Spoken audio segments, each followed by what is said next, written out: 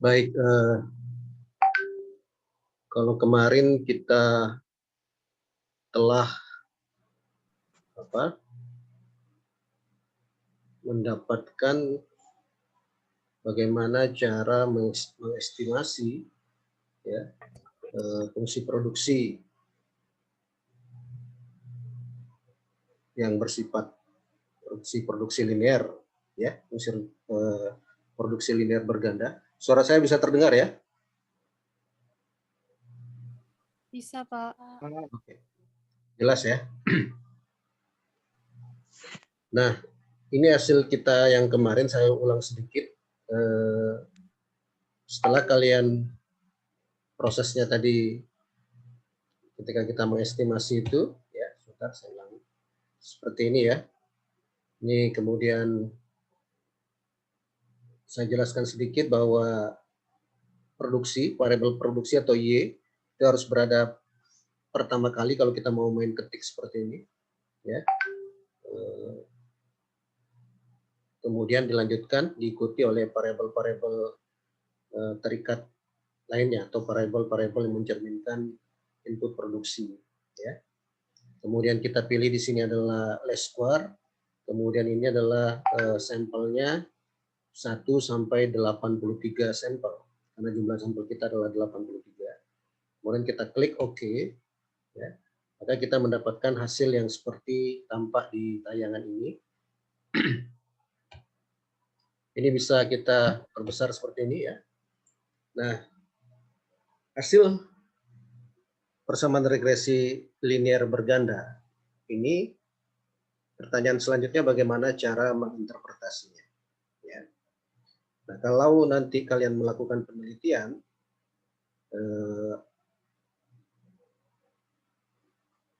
kemarin telah saya sampaikan bagaimana menulisnya ya. Ini cara menulisnya ya. Kelihatan ini ya? Halo? Kelihatan ya? Kelihatan, Pak. Oke. Nah, ini cara menulisnya. Jadi yang pertama itu adalah kalau tadi ini, jadi Y, kita tulis dulu Y sama dengan, kemudian kita masukkan bibit itu koefisiennya adalah minus 0,012. Jadi ada di sini, bibit itu adalah ini, minus 0,012 bibit ya. Kemudian buat di bawah koefisien itu adalah T statistik. Ya, T statistiknya adalah ini. Untuk bibit adalah minus 0,007181. Ya, ini. Nah, kemudian bibit ini probability-nya adalah 0,99. Jadi dia berarti tidak signifikan secara statistik. Yang signifikan secara statistik apabila probability-nya yang pertama, kalau lebih kecil dari 1%, ya, misalnya probability-nya 0,0001, itu kan lebih kecil dari 1%. Berarti dia signifikan pada probability 1%. Kalau dia misalnya 0,03, itu kan lebih kecil dari 5%, tapi lebih besar dari 0,01 ya. Berarti dia signifikan pada taraf probability 5%. Bisa sampai 10% misalnya. Kalau probability-nya adalah 0,09 misalnya, itu kan di bawah 10%. Kita bisa mengatakan dia signifikan pada taraf atau level probability 10%. Ya. Nah, itu cara menulisnya. Nah, kemudian selanjutnya adalah cara membacanya. Cara membaca yang pertama adalah melihat bagaimana pengaruh semua variabel bebas ini terhadap variabel dependennya, ya, atau variabel produksi. Nah, parameternya apa? Yaitu adjusted R square. Ya, adjusted R square.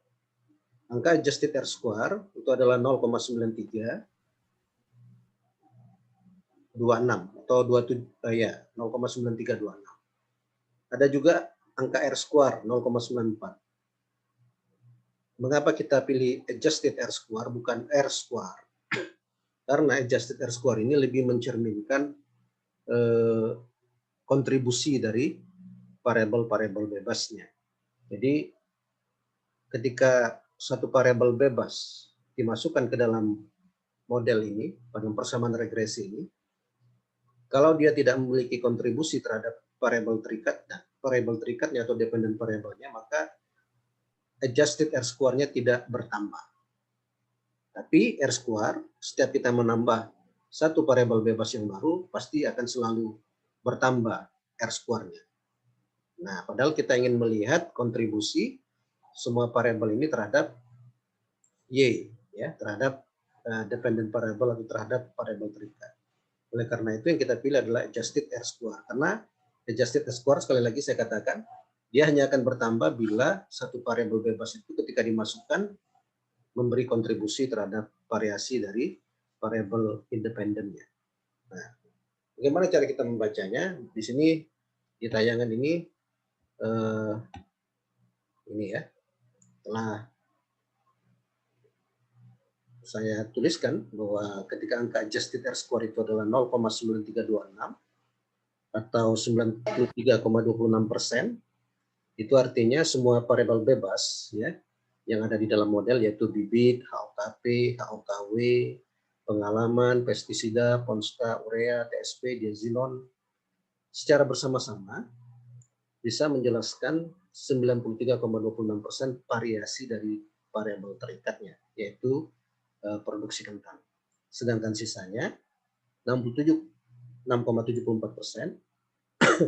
dijelaskan oleh variasi variabel-variabel lain yang tidak ada di dalam model yang kita buat. Ya. Nah, kemudian mengapa adjusted R-square bukan R kuadrat? Ya, karena R kuadrat tidak merefleksikan kontribusi variabel-variabel bebas secara benar terhadap variabel terikatnya. Setiap kita menambahkan variabel bebas yang baru ke dalam model, maka R kuadrat ini akan meningkat dengan sendirinya. Tapi jika adjusted R-square ini hanya akan meningkat nilainya jika variabel bebas yang dimasukkan itu benar-benar punya kontribusi, menjelaskan variasi nilai variabel terikatnya. Jika tidak berkontribusi, maka adjusted R-square itu tidak akan meningkat.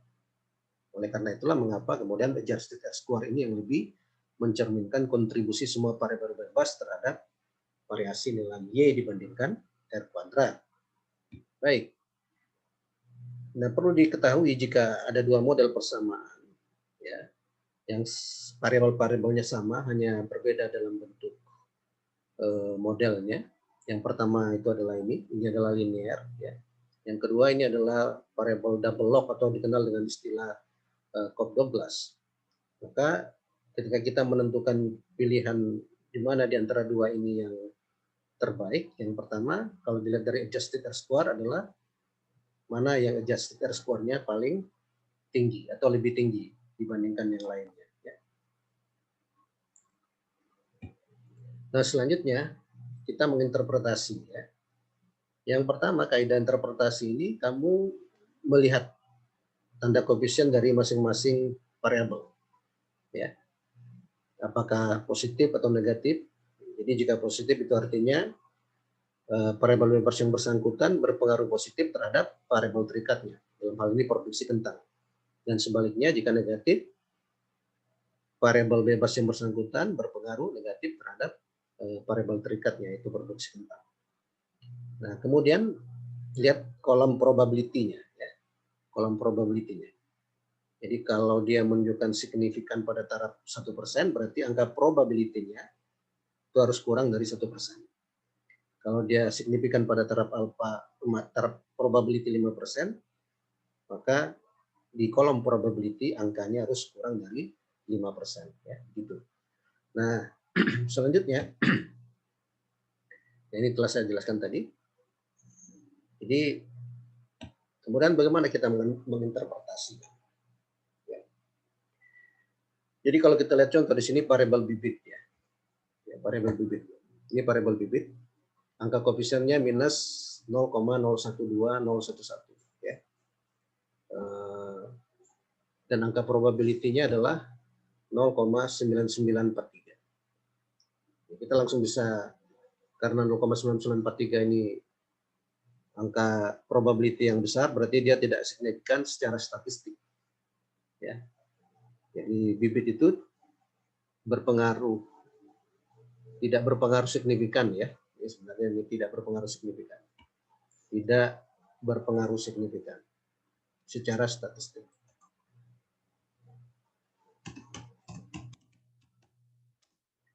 Terhadap variabel produksi kentang.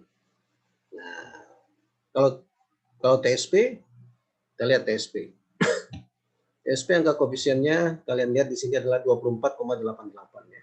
Positif. Ya. Jadi kalau tidak ada tanda negatif berarti itu menunjukkan dia positif. 24,88 probability-nya adalah kurang dari 1%, yaitu sebesar 0,00000. Ini angka yang lebih kecil dari 1%. Berarti dia signifikan pada level probability 1%. Ya.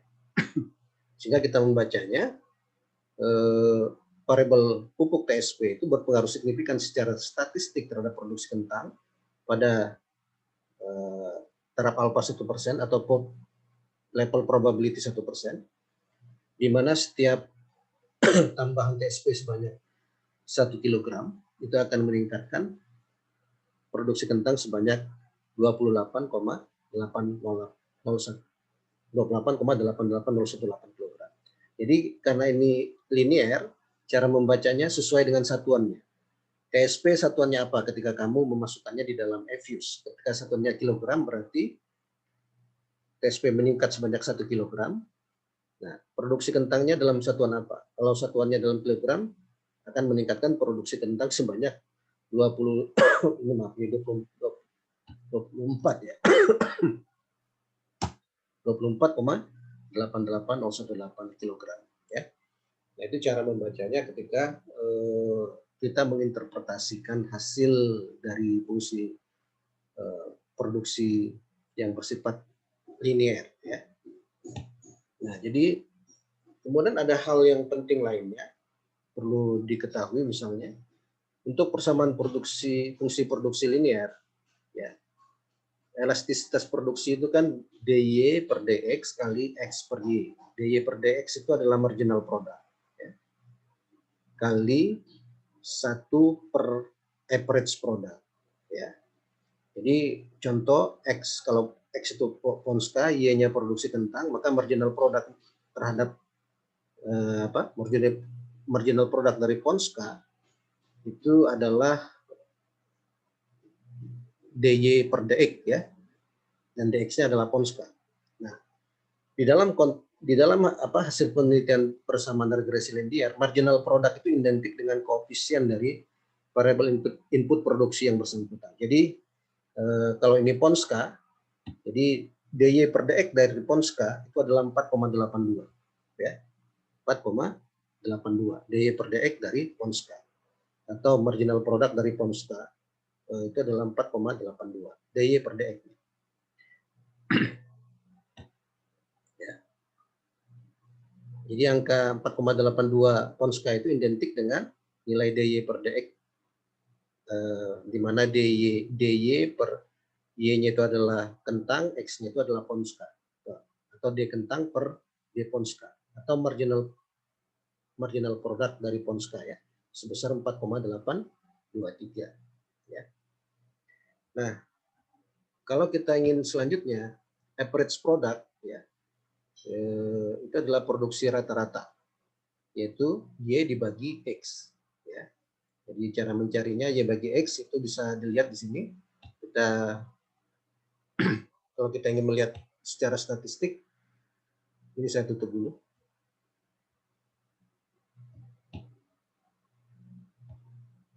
Ya. Ini kan ada y, kita ingin tahu y, dan ini x Ponska. Ya. Ini kita klik gitu ya, klik, kita kontrol, tujukan ke y, kontrol, tujukan, klik, saya ulangi, kontrol, klik y, kontrol, masih tekan kontrolnya, klik Ponska. Nah ini kemudian pada warna biru di salah satunya bisa di Ponska atau di y, klik kanan ya, kemudian open sebagai grup ya.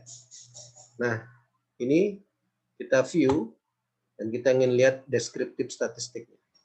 Common sample. Jadi di sini ada min ini adalah rata-rata ya. Jadi rata-rata produksi adalah 9975,904, kemudian rata-rata penggunaan Ponska adalah 464,4578. Ya. Kembali ke tayangan.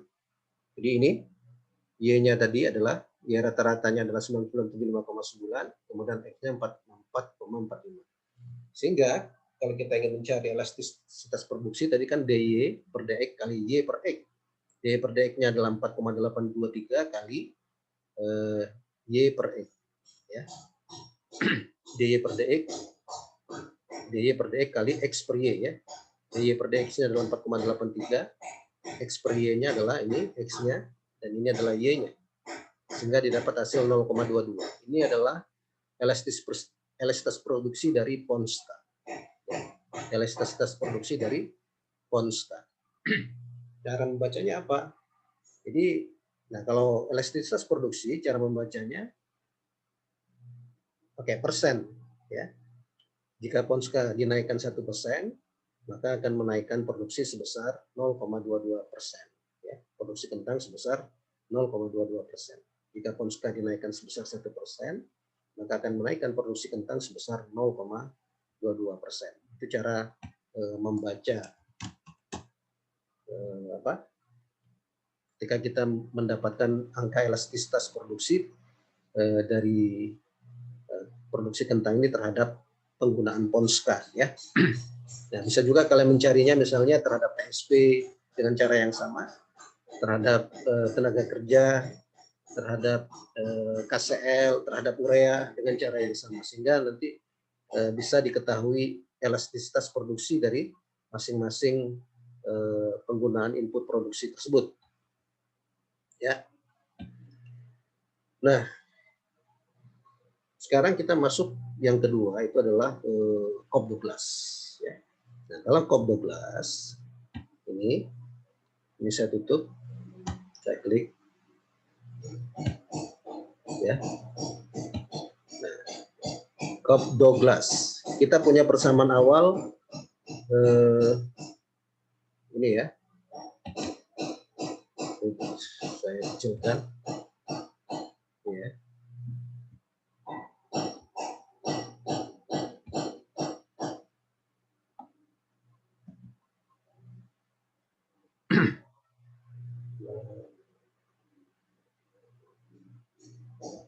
Bentar, mana ini? Oh, bisa. Ya, ini.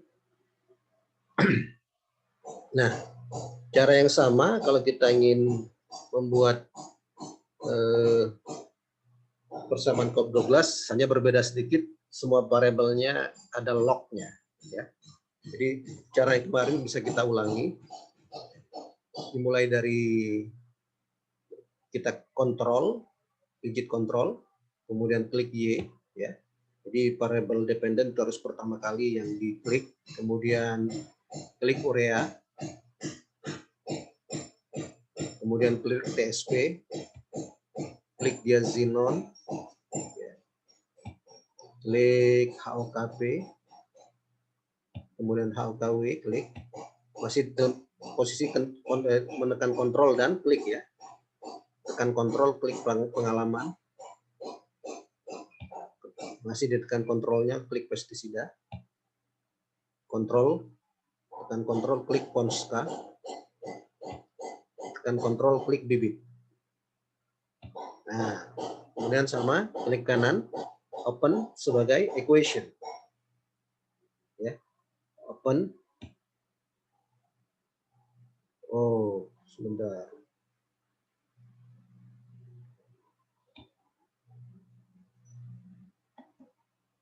Ini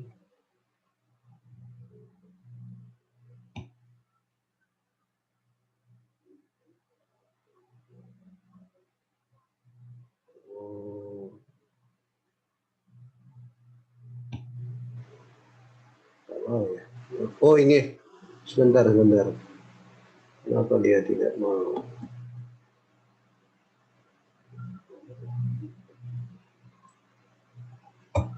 Open the selected object. Maaf Pak, Yang equation itu keikut ya Pak? Oh iya, pantesan nggak mau ya. Ya, itu nggak boleh, equation nggak boleh kayak ikut. Pantesan nggak mau dia. Nah, S equation ya.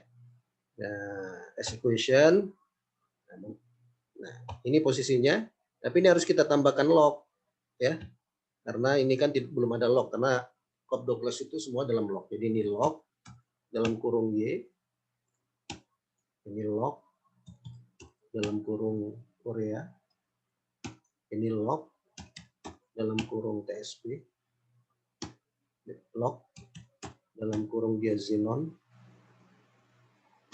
Log dalam kurung HOKP. Log dalam kurung HOKW. Log dalam kurung pengalaman. Ingat, ketika datanya ada 0, dia tidak bisa di run ya. Kan datanya tidak boleh ada 0 ketika kita menggunakan variabel dalam bentuk log.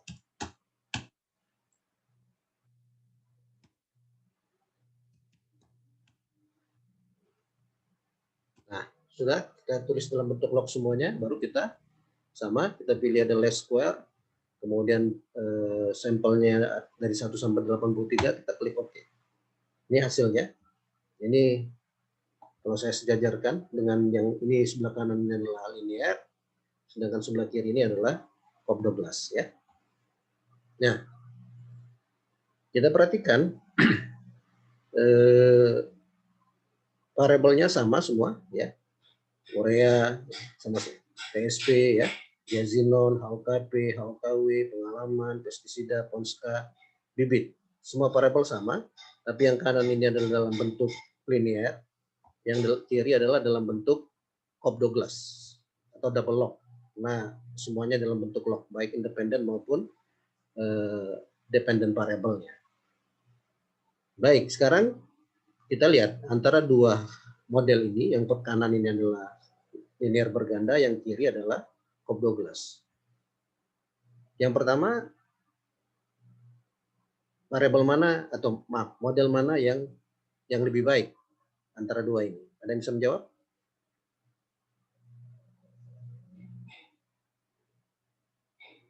Ada yang bisa menjawab? Model mana yang lebih baik? Yang kiri, yang double log atau Cobb Douglas, atau yang kanan, yang linear berganda? Tadi sudah saya sampaikan kan, cara menentukan model yang terbaik, yang paling sederhana itu adalah dilihat dari angka adjusted R-square ya. Jadi adjusted R-square yang paling tinggi itu menunjukkan dia model yang lebih baik ya. Jadi Cobb Douglas ini lebih baik dibandingkan linear berganda karena angka adjustednya adalah 0,94 adjusted R-square-nya, sedangkan yang linear berganda angka adjustednya adalah 0,93 ya. Jadi dengan dasar itu kalian memilih adjusted R-square yang tertinggi adalah pada persamaan Cobb Douglas ya. Jadi nanti kalau tingkat yang advance ya, ada teknik lain bagaimana kita menentukan model yang terbaik itu ya. Nah, tapi itu bukan di sini tempatnya, bukan di mata kuliah ini. Ini mata kuliah di mata kuliah ekonometrika atau di mata kuliah rancangan percobaan untuk penelitian sosial. Nah, di situ kalian akan mendapatkan teknik untuk menentukan model yang terbaik. Nah, dalam konteks kuliah kita hari ini, salah satunya adalah dengan adjusted R-square. Jadi kita melihat adjusted R-square-nya yang lebih tinggi. Ya. Jadi persamaan Cobb Douglas adalah dalam konteks data yang saya tunjukkan ini, adjusted R-square-nya lebih tinggi dibandingkan persamaan linear berganda. Oleh karena itu kita memilih persamaan yang bersifat Cobb Douglas ya. Nah, lalu bagaimana interpretasinya? Interpretasinya juga sama. Ini saya tutup yang linear berganda. Interpretasinya juga sama. Yang pertama, kamu melihat adjusted R-square-nya. Jadi 0,94 artinya semua variabel bebas, yaitu mulai dari urea, TSP, diazinon, HOKP, HOKW, pengalaman, pestisida, ponska, bibit, semuanya secara bersama-sama ya, berkontribusi terhadap 94,32% dari variasi variabel terikatnya, yaitu produksi kentang. Sedangkan sekitar 5,68% itu ditentukan oleh variabel lain yang tidak ada di dalam model ini. Ya. Nah, kemudian baru interpretasi selanjutnya adalah masuk ke individualnya. Lihat di sini angka probability-nya yang signifikan pada taraf probability 1% yang mana? Ada yang bisa menjawab?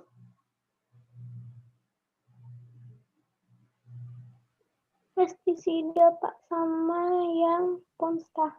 Ya, pestisida sama ponska ya. Jadi yang signifikan pada taraf alfa 1% itu adalah pestisida dan ponska. Kemudian yang lainnya tidak ada yang signifikan ya, baik pada taraf 5% ataupun 10%. Jadi secara sederhana dalam konteks ini kalian bisa mengatakan variabel urea, TSP, diazinon, HOKP, HOKW, pengalaman, dan bibit ya itu tidak signifikan secara statistik pengaruhnya terhadap produksi kentang. Adapun yang signifikan secara statistik produksinya terhadap produksi kentang pada level probability 1% yang pertama adalah pestisida. Ya. Di mana cara membacanya sedikit berbeda karena dia adalah COP12 yang digunakan pakai persen, di mana setiap kenaikan 1% dari pestisida ya, akan menambah produksi sebesar angka koefisiennya sebesar 1,039%. Saya ulangi, setiap tambahan 1% pestisida akan meningkatkan produksi kentang sebesar 1,039%. Ya. Begitu juga ponska, ini ponska signifikan pada level probability 1%, di mana setiap tambahan 1% ponska akan menaikkan produksi kentang sebesar 0,1669%. Ya, akan menambah produksi kentang sebesar 0,1669%. Itu cara membacanya. Berbeda tadi dengan yang linear. Kalau linear kita membacanya sesuai dengan satuannya. Tapi kalau di dalam persamaan yang bersifat COP12 atau double log ya, semuanya dalam log, itu membacanya persen ya. Persen dengan persen. Ya. Persen dengan persen. Jadi semuanya dalam persen, tidak lagi melihat satuan dari variabel yang kita masukkan di dalam EVIUS ya. Jadi contohnya tadi ini adalah ponska, dia signifikan pada taraf alfa 1%, di mana setiap tambahan 1% ponska itu akan menaikkan produksi kentang sebesar 0,1669%. Begitu juga pestisida signifikan pada level probability 1%, di mana setiap tambahan 1% pestisida akan menaikkan produksi sebesar angka koefisiennya ini, yaitu sebesar 1,039%. Ya. Nah, itu cara membacanya. Ya. Nah, cara menulisnya sama seperti yang linear tadi. Cara menulisnya seperti yang saya tunjukkan di dalam tayangan ini. Ya. Cara menulisnya.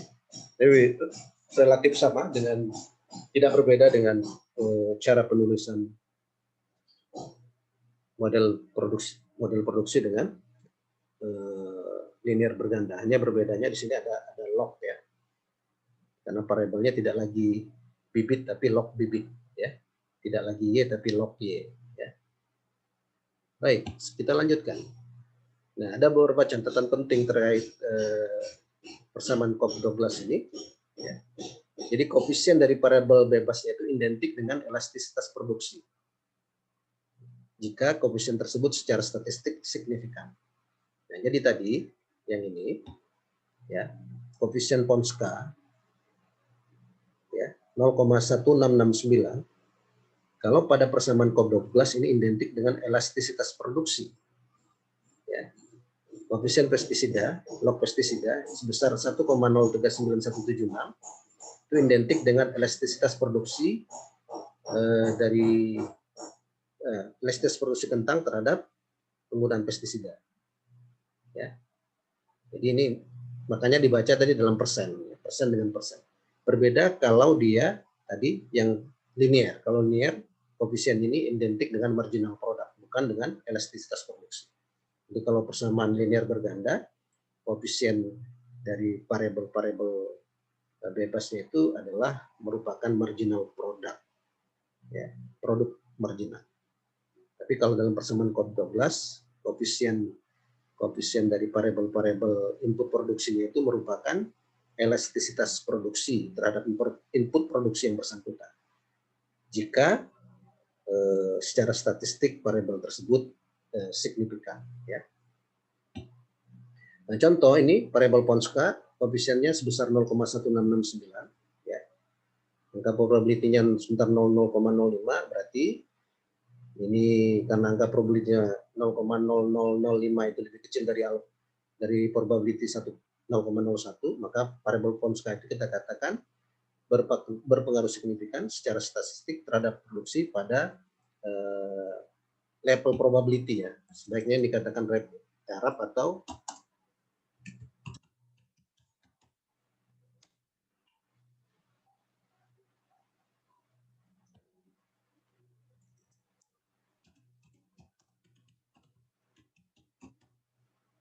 ya. Nah, itu cara membaca atau menginterpretasi persamaan COP12. Ya. Jadi angka koefisien log Ponska sebesar 0,1669 di sini. Ya, log Ponska ini 0,1669, ya, yang ini angka ini. Ini identik dengan elastisitas produksi kentang terhadap Ponska. Ya. Di mana jika Ponska bertambah 1%, maka akan menaikkan produksi kentang sebesar 0,1669%.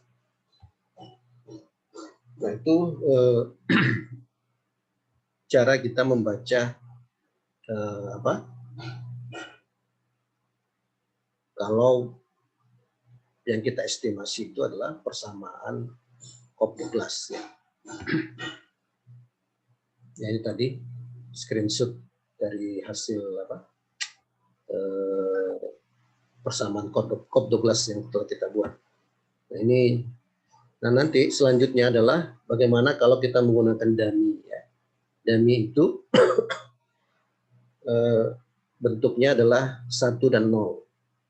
Contohnya DKCL, dummy KCL. Ya. Kita kasih 1 untuk petani yang menggunakan KCL.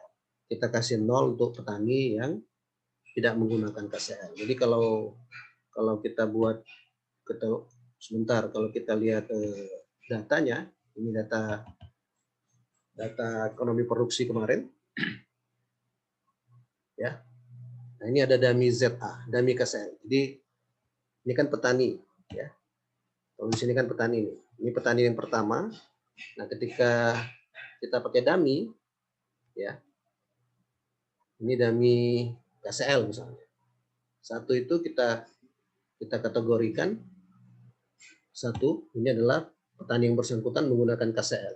Kalau dia tidak menggunakan, kita kasih 0, ya. Nah, petani yang nomor berapa ini misalnya? Ini nomor 7. Dia tidak pakai KCL, kita kasih 0. Petani nomor 8, sampel ke-8 juga tidak pakai KCL, kita kasih 0. Begitu juga dummy TSP, ya. Jadi kalau 1 kita kasih maaf, 1 itu artinya dia menggunakan TSP, 0 dia tidak menggunakan TSP. Lalu kapan kita memberi angka 1 kepada satu kriteria tertentu, ya. Jadi angka 1 itu kalau kita menghipotesiskan dia berkontribusi positif terhadap variabel independennya, variabel terikatnya. Karena saat ini yang jadi variabel terikat atau variabel independen adalah produksi, pastilah yang menggunakan pupuk produksinya lebih tinggi dibandingkan tidak menggunakan pupuk, ya kan? Oleh karena itu kita menempatkan angka 1 untuk petani yang menggunakan pupuk dan 0 untuk petani yang tidak menggunakan pupuk. Ya, jadi secara mudahnya kita kasihkan 1 bila dia punya kontribusi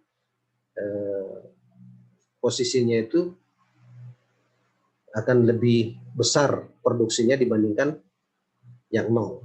Ya, jadi yang menggunakan pupuk kita menduga produksinya akan lebih besar dibandingkan yang tidak menggunakan pupuk atau yang 0, ya, dan yang 0.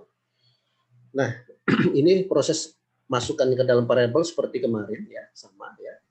Mohon maaf, Pak. Ya. Share screen-nya nggak terlihat, Pak. Oh, nah, nggak kelihatan nih. Sebentar. Saya stop dulu, share screen, saya.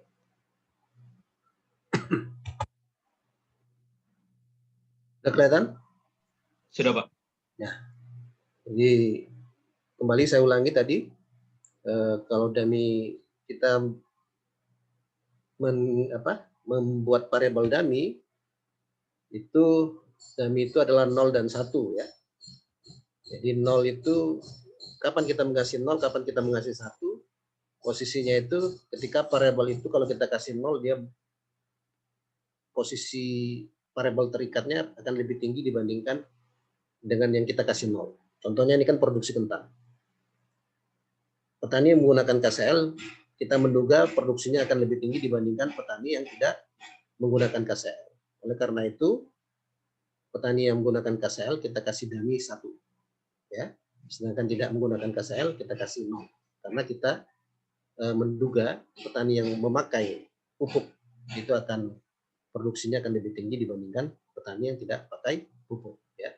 Nah, oleh karena itu ini setelah kita isi ini, petani pertama misalnya tidak pakai KCL kasih 0, petani kedua pakai KCL kasih 1 dan seterusnya, angkanya sudah masuk. Nah, proses kemarin kamu masukkan ke Evius seperti yang telah yang telah saya tunjukkan pada pertemuan terdahulu. Nah, kemudian baru kita melakukan estimasi baru, ya, dengan menggunakan dummy tadi.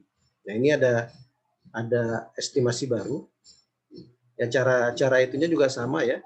Sama kayak tadi. Sama kayak saya tunjukkan tadi, mulai kalau tidak ini hasil yang sudah jadi. Tapi kalau kamu mau dari awal sama yang seperti saya tunjukkan tadi, ya, misalnya contohnya mulai dari kita mau buat persamaan baru, mulai dari klik Y, ya. Y-nya harus di awal, kemudian Korea, ya. Kemudian TSP, AOKP, AOKW, kemudian pengalaman, kemudian kontrol klik pestisida, kontrol klik Ponska, kontrol klik bibit, kontrol klik DKCL. Nah, DKCL mana? DKCL ini, DKCL, ya. Kontrol klik DTSP, kontrol klik DZA. Di mana DKCL ini adalah dummy KCL. Artinya petani yang pakai KCL kita kasih 1, petani yang tidak pakai KCL kita kasih 0. DTSP begitu juga, dummy, ya, penggunaan pupuk TSP. Petani yang pakai TSP kita kasih 1, petani yang tidak pakai TSP kita kasih 0. DZA adalah dummy penggunaan pupuk ZA, di mana petani yang memakai ZA kita kasih 1 dan yang tidak memakai ZA kita kasih 0. Nah, sama ini klik kanan open as equation nanti, ya. As equation. Pak, Evius-nya nggak terlihat. Evius-nya nggak terlihat. Bentar. Evius-nya tidak terlihat. Stop sharing dulu. Ini terlihat ya? Sudah, Pak. Ya. Nah, prosesnya sama. Nah, sekarang saya tinggal menunjukkan hasilnya saja ya. Ini kan sudah saya buat. Ini hasilnya. Prosesnya sama seperti yang tadi. Jadi kalau kita ulangi terlalu lama ya. Tapi itu sama. Kalian bisa melakukan proses pembuatan persamaan itu dari yang sebelumnya, yang telah saya tunjukkan sebelumnya. Nah, ini kita tunjukkan saja. Ini hasilnya. Ya. Nah, hasilnya ini kalau sifatnya ini adalah persamaan yang sifatnya linear ya, karena tidak ada log di sini, dan ini adalah linear. Nah, kemudian kamu lihat ini ada dummy. Kalau yang lain cara membacanya sama saja ya, mulai dari adjusted square ya. Kemudian kalau yang variabel yang bukan dummy, cara membacanya sama seperti yang telah saya sampaikan sebelumnya. Nah, sekarang agak sedikit berbeda caranya membacanya ketika dia dummy ya. Nah, yang pertama kalau dia positif seperti DZA. Kalau dia positif, ini cara membacanya berarti yang kamu kasih ke angka 1 ya, itu produksinya lebih tinggi dibandingkan kasih ke angka 0 ya. Artinya petani yang menggunakan ZA, produksi kentangnya lebih tinggi dibandingkan petani yang tidak menggunakan ZA. Dan ini signifikan pada taraf alfa. Berapa persen ini DZA? Berapa persen? Signifikan secara statistik pada taraf alfa, taraf probability. Kelihatan nggak tuh? Halo? 1%, Pak. Ya, silakan bersuara.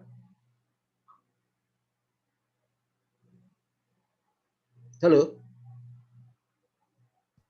Kelihatan, Pak. Kelihatan ya? Nah, saya ulangi. Jadi DZA itu adalah dummy penggunaan pupuk ZA. Nah, kalau angkanya positif, ini kan positif. Dummy ini yang kita lihat cukup positif dan negatifnya saja. Angkanya tidak penting. Ya. Kalau dia positif menunjukkan yang kamu kasih 1 itu produksinya lebih tinggi dibandingkan yang kamu kasih 0.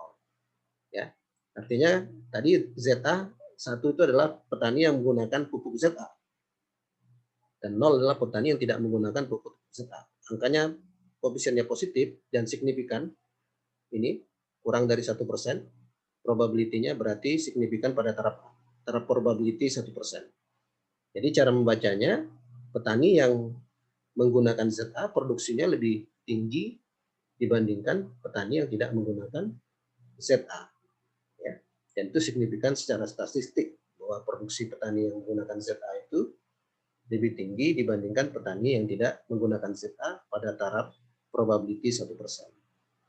Nah, sebaliknya kalau negatif dibalik. Yang angka 1 lebih rendah dibandingkan yang angka 0. Jadi di sini DTSP ini negatif ya. Dan signifikan pada taraf alfa 1%. Jadi cara membacanya, petani yang menggunakan TSP, produksi kentangnya lebih rendah dibanding petani yang tidak menggunakan TSP. Ya. Dan ini signifikan pada taraf alfa 1%. Nah, ada lagi yang ini tidak signifikan ya. Probability-nya 0,34. Tidak, berarti dia tidak signifikan secara statistik. Apa cara membacanya? Kalau dia tidak signifikan secara statistik dummy itu, berarti yang 1 tidak berbeda nyata dengan yang 0. Ya. Berarti petani yang menggunakan KCL, produksinya tidak berbeda nyata. Saya ulangi, petani yang menggunakan KCL, produksinya tidak berbeda nyata dengan petani yang tidak menggunakan KCL. Karena probability-nya besar ya. Jadi pada taraf alfa 1%, 5%, 10% ya tidak signifikan secara statistik. Ya. Nah, itu cara menginterpretasikan ketika variabel kita itu kita masukkan dummy di dalamnya. Dummy itu berbeda dengan variabel yang sifatnya continuous. Ya, dummy itu dia menunjukkan label atau kategori. Jadi menggunakan pupuk, tidak menggunakan pupuk, perempuan, wanita, miskin, kaya, ya, sakit, sehat, ya, bisa lebih dari 2 kategori, misalnya luas, sedang, sempit, ya, bisa seperti itu. Itu kita bisa menggunakan dummy, ya. Baik, jadi ini variabel dummy, ya. Jadi kalau kita ini tadi sudah saya sampaikan. Jadi kalau satu itu adalah dia pakai TSP, DTSP 0 itu jika dia tidak pakai TSP, kita kasih 0, ya. Begitu juga dummy KCL, berarti DKCL itu apa? Nilainya 1 itu artinya petaninya pakai KCL. Kalau DKCL 0 berarti petaninya tidak pakai KCL. Begitu juga DZA, di mana kalau DZA-nya itu 1, itu petaninya pakai ZA. Kalau DZA-nya 0, petaninya tidak pakai ZA. Ya. Nah, cara interpretasinya sederhana saja. Ya. Jadi, lihat signifikansi secara statistik. Jika tidak signifikan, maka cukup dinyatakan. Ini bukan seperti ini, ya.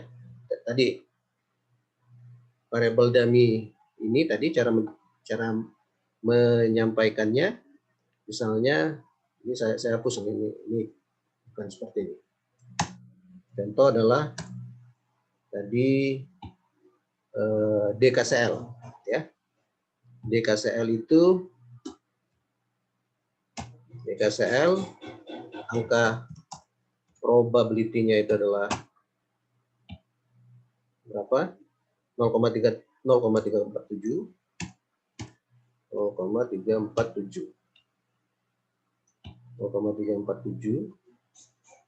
Ya. Ini artinya dia tidak signifikan, ya.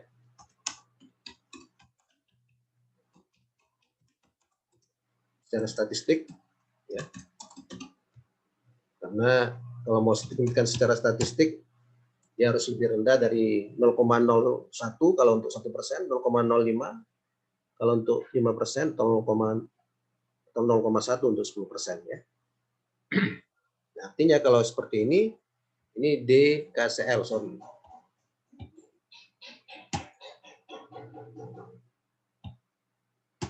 Ini cara interpretasinya.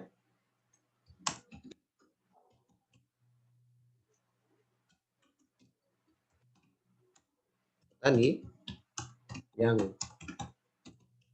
menggunakan KCL produksi kentang tidak berbeda nyata secara statistik dengan petani yang tidak menggunakan KCL, ya. Itu cara interpretasi ketika dia tidak signifikan, ya. Nah, tapi kalau dia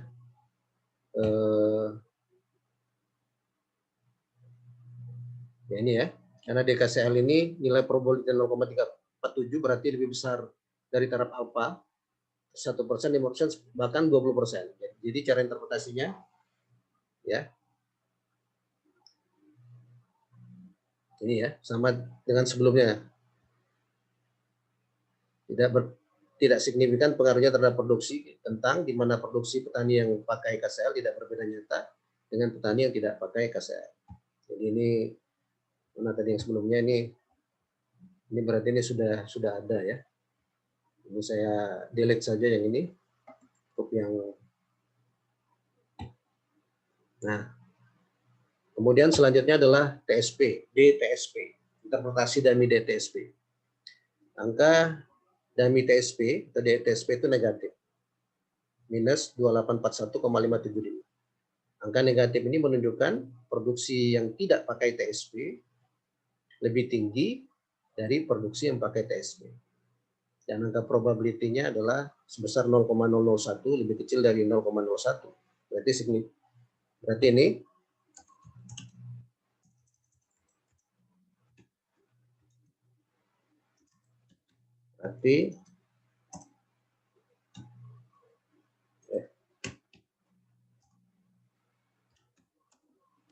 DTSP ini signifikan Secara statistik pada taraf Maaf Pak, Kenapa? untuk cara menginterpretasikan tidak terlihat Pak. Oh, waduh. Bentar. Saya stop lagi. Saya screen share ulang. Kelihatan ya? Ya, kelihatan ya? Terlihat Pak, terlihat. Nah, gitu ya. Jadi cara interpretasinya, DTSP itu berpengaruh signifikan secara statistik pada taraf probability ya. 1%, di mana produksi kentang dari petani yang tidak pakai TSP lebih tinggi dibanding petani yang pakai TSP. Nah itu kita cara menginterpretasi ketika penggunaan pupuk itu dalam bentuk dummy ya. Jadi tidak dalam bentuk penggunaan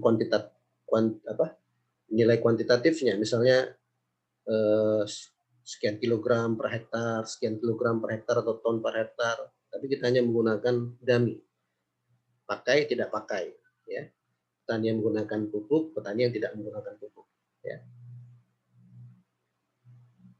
Nah selanjutnya interpretasi ketika dummy untuk ZA, ya. Angka koefisien DZA itu positif, ya. Tanda positif menunjukkan petani yang pakai ZA itu lebih besar produksinya dari petani yang tidak pakai ZA. Dan angka probability-nya adalah 0,014, lebih kecil dari 0,01. Jadi signifikan secara statistik pada taraf probability atau taraf alfa juga 1%. Cara interpretasinya, ya, DZA berpengaruh signifikan secara statistik terhadap produksi kentang, di mana petani kentang yang pakai ZA produksinya lebih tinggi dari yang tidak pakai ZA. Ini pada taraf probability 1%.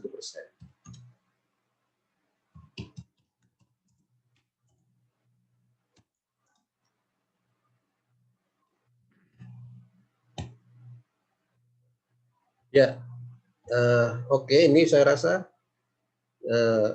untuk pertemuan kali ini, jadi kalian sudah mendapatkan bagaimana mengestimasi fungsi produksi dalam bentuk linear, kemudian dalam bentuk Cobb-Douglas, kemudian bagaimana cara menginterpretasinya, kemudian ada tambahan sedikit terkait ketika kita menggunakan variabel yang bersifat kualitas, ya, kualitatif, yaitu menggunakan dummy. Dan pertemuan terakhir saya akan menyampaikan bagaimana menilai efisiensi dari satu penggunaan input produksi, ya. Apakah penggunaan input produksinya sudah efisien atau belum, ya. Itu akan kita sampaikan besok. Besok itu jam berapa itu? Jadwalnya jam 10 juga ya? Ada yang tahu nggak? Kalau nggak salah kesepakatan kita besok ya. Kamis sesuai jadwal jam 10 kalau saya tidak salah ya. Ini kan jadwal tambahan ya. Nah, sebelum saya tutup ada yang ingin ditanyakan? Silakan. Nanti ini saya share ke grup ya, tayangan ini, dan begitu juga rekamannya. Izin bertanya, Pak.